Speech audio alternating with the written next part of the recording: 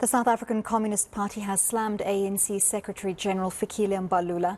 It comes after Mbalula's remarks about a possible cabinet reshuffle by President Cyril Ramaphosa. The SACP held a commemoration for the 27th anniversary of the death of struggle stalwart Joe Slovo in Soweto earlier. To speak about this and the party's plans for the year, SACP General Secretary Mapaila joins us now for more. Mr. Mapaila, thank you very much for your time in the studio this evening. Thank you. So, let's deal with the issue of the cabinet reshuffle first. It stands to reason that there was going to be a cabinet reshuffle. We have several positions that need to be filled. The issue of the deputy president of the party versus deputy president of the country. We knew that was coming. So what has angered the SACP most? Is it the premature utterances specifically to the media, or is it the impression of a lack of consultation with important alliance partners?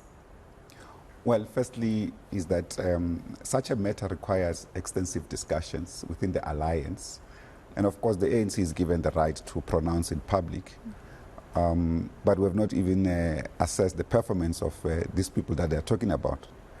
And I think you'll notice that a few months ago, we came out in public and we had actually discussed this with the ANC about executive changes in different ANC provinces after conferences, where the ANC factions that wins an election simply removes those in office just because maybe they are not the same faction. And they believe that they are the renewal faction. So a faction that wins things is the ANC. And the other deployees of the ANC are less significant because they are no longer holding political offices in respective executive structures. So we are seeing a tendency that is also emerging at national level. Of course, we understand that there will be some changes that need to take place, but we need a collective assessment, the performance of a government of those individuals. So we are all satisfied. We are not just coherent or coerced to support some faction in the ANC just because the faction has won an election or political positions in the organization. These are deployees of the ANC. If they are not functioning well, the ANC must take action, even individually or collectively. But it should not be done in such a way that there's also disregard for consultation. I think one key issue is that we're not just some organization in relation with the ANC. We're an ally of the ANC. We're not even a league of the ANC. And if we are a governing alliance, we cannot allow leadership of the ANC to pronounce intentions without consultation, intentions that are binding to us. So it is in that regard that we made this caution. We hope there will be time quite soon, perhaps, to engage with the new leadership. And of course, I think Comrade Mbalula is a few weeks as Secretary General, and it's okay for him to express himself in this way, but to the extent that these are expressed as a sure thing, it shows that there have been intense discussion inside the ANC, which we are not part of. We cannot own those decisions, and I think it's important that they need to know that. That's the point that we're expressing. So, party spokesperson Fikile Mbalula has said, we spoke to him about the fact that the utterances of Secretary General Mbalula have angered the SACP, and his response was that alliance partners will never be left behind, that they're an integral part of decision making. Do you find that fikile you, given where you are in terms of the strength of the alliance? Well, look, I mean, I great respect to Fikile, particularly his media work in the ANC. But the bottom line here is that we don't want a fait accompli process where they've decided, then they come to a meeting, we debate, our input is of no consequence because they will have decided. So that's the point we're trying to stop, because we are not just an organization to be formed. We are a component of the alliance. In fact, we have ceded our existence in party political space, electoral space, to the ANC. So the ANC need to respect that. If they were in a coalition with any organization at any level, they will not do what they are doing without that coalition partner not knowing. We're not even at that level. We're an alliance, a strategic alliance. We shed blood in the battles together. The Comrade Slovo, for instance, that we're celebrating today, led our military wing, a joint military wing with the ANC, joint military wing with the ANC. He was co-founder of that military wing, representing the SACP in the team that was setting up this military wing. In any case, we trained military people before the ANC did. So he was bringing also experience of the SACP, which was underground for more than 10 years before the ANC was banned. So it is in this regard that we have understood collectiveness of the prosecution of our liberation struggle as the alliance. And therefore, every other key decision, key moments, we shared those moments. So I appreciate what Comrade Pule would have said, that there will be consultation. But we really feel that at that level, the Secretary General, he knows that there are issues that he can't just go public without extensive engagement with the allies. The 111th birthday of the ANC, coinciding with the 27th anniversary of the death of struggle stalwart Joe Slovo, which you've been commemorating today, is an interesting time for reflection, perhaps on the progress made, the losses over time. Looking back at perhaps the past 20, 25 years or so, how would you rate the strength of that partnership? Not all relationships are perfect. There are imperfections that creep in over time that need to be dealt with. But how would you rate the SACP's relationship with the ANC as it stands today, heading into not only an important year for the ANC, but we're heading into general elections in 2024? Firstly, we need to wish the ANC very well as it celebrates its birthday on Sunday. Great achievement. This is a premier liberation movement on the African continent. Possibly in South Africa, of course, the movement that has given so much to this country, sacrificed so much limb and teeth of its cadres who died for the liberation that we enjoy today. So always respect to the ANC. Even if there will be flaws there and there, some misbehavior of its members or leading cadres. But the bottom line is that the ANC as an entity has given so much for this country that should never be forgotten. So I want to wish them well in that regard. Aggregately, in terms of the relationship over the years, this has been excellent relationship we've had with the ANC over decades. That's why we're able to share not just only podiums, platforms, but a common strategy of executing our struggle. We now share the National Democratic Revolution, which was it's a political strategy to end racism in South Africa, to end gender inequality in South Africa, and also to end capitalist exploitation of the workers in South Africa, to create an equal society across the board. So that strategy is now prosecuted even by the ANC ordinary members. So that shows how far we have come. We are one. And that's why the core of the alliance is the concept of dual membership.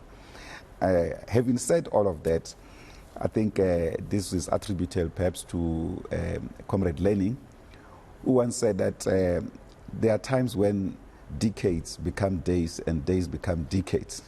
So in other words, some achievements of a long period of time can be undone by a concentration of errors over a few period of time. And I think that's what we've been seeing. And that's why, for instance, people have seen more tensions rising up.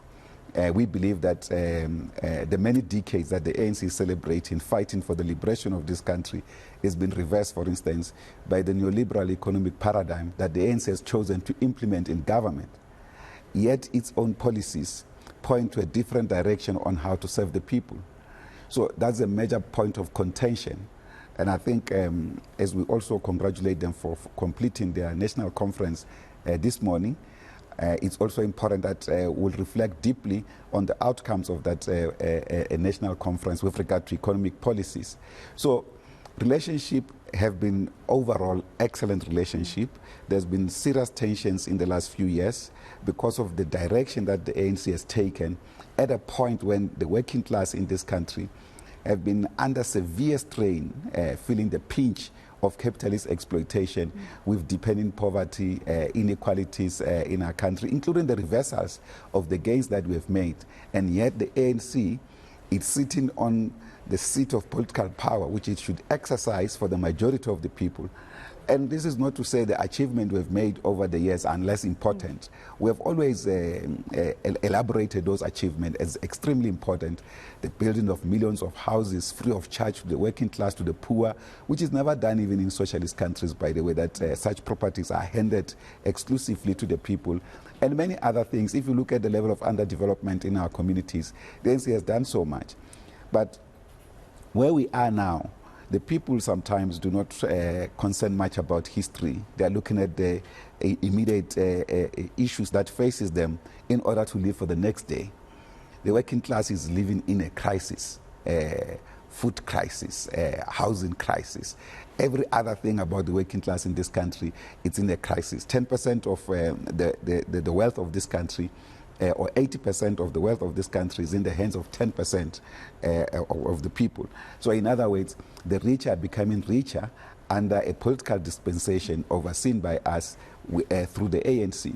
And that's why we have been raising these issues, and they have risen up levels of tensions within the movement. But otherwise, we do have excellent relationship. We exchange ideas, we share ideas. But for us, it's not good enough if, for instance, we can share ideas which are thrown into the dustbin, and the working people continue to suffer. And these are the people that the liberation struggle was meant for. So it's not only a time of reflection for the ANC as they celebrate their birthday and they look back at the past, as everyone should do.